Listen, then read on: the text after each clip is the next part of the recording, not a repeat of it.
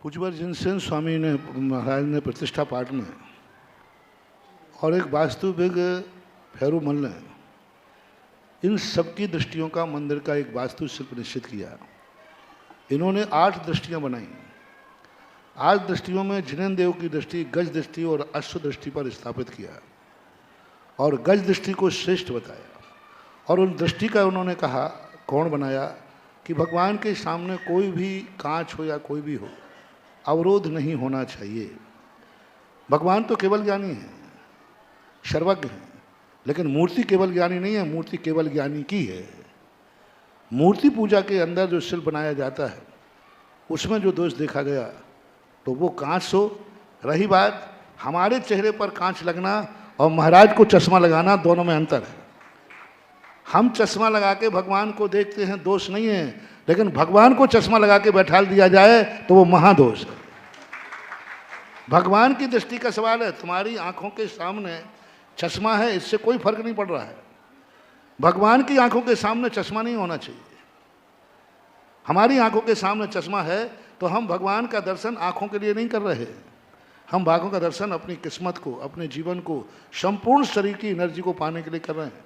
और भगवान की आंखों पे यदि चश्मा लगा दिया जाएगा तो मूर्ति सर्वथा अपनी शक्ति ऊर्जा से रहित हो जाएगी। इसलिए मंदिरों में पहली बात तो कांच का काम पूरे मंदिर में ही नहीं होना चाहिए। जहाँ जहाँ कांच के काम हुए हैं उन परिवारों के, उन मंदिरों की सारी स्थितियाँ बिगड़ गई। कौन से कांच? वो टुकड़े वाले कांच। अब रही बात बड़े कांच लगाने की, तो बड़े कांच लगना चाहिए, लेकिन कम से कम सुबह शाम जिस समय अभिषेक और पूजन होता है उस समय मंदिर का कांच खुलना ही चाहिए। शेष समय बंद रखें, कोई आपत्ति नहीं है। रही बात धूल जाने की, तो धूल के लिए मात्र अभिषेक पूजन के समय कांच खोलने से इतने मात्रा में धूल नहीं जाती। फिर कैसा रहेगा? आँख खोलोगे तो धूल जाएगी, क्यों ना आँख को सदा बंद रखा जाए। आपकी आंखों को आँख खोलोगे तो धूल में जाएगी। तो आज से इस आँख को धूल से बचाने के लिए अपन सब आँखें बंद रखेंगे, कोई खोलेगा नहीं। आँख में धूल जाएगी तो सफाई की जा सकती है।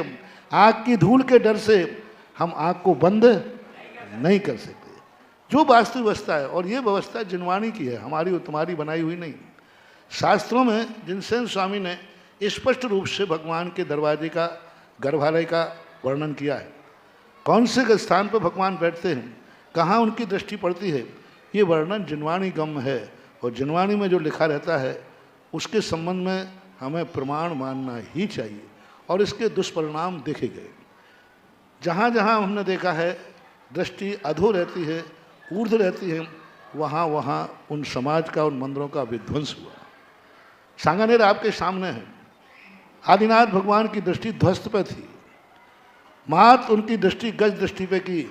जिस मंदिर में चमगादड़ें अभिषेक करती थी, आज उसी मंदिर में लोग लाइन लगाकर अभिषेक कर रहे हैं।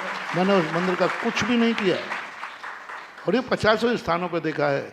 इसलिए मंदिर के सामने, दृष्टि के सामने फिक्स कांच नहीं लगाना। कांच लगाने की मनाही नहीं है, कांच तो लगाएं, लेकिन खुलने वाला कांच लगाएं। अभिषेक के समय खुले, सुबह शाम खुले, 10 मिनट को खुले, जिस समय अभिषेक वगैरह करते हैं। शेष समय व्यवस्था के अनुसार बंद रख लीजिए। यदि सामने कांच के टुकड़े की धारी पड़ती है तो एक किवाड़ बड़ा कर दीजिए, एक छोटा कर दीजिए, साइड में उपाय करिए, अन्यथा ये दोष माना जाएगा। बहुत सरल दिया। अपनी आँख पे चश्मा लगना और भगवान की मूर्ति पे चश्मा लगने में बहुत अंतर है। भगवान की आँख पे लग जाएगा तो जगत में अंधेरा हो जाएगा, और अपनी आँख में रखेगा तो अंधे को भी दिखने लग जाएगा।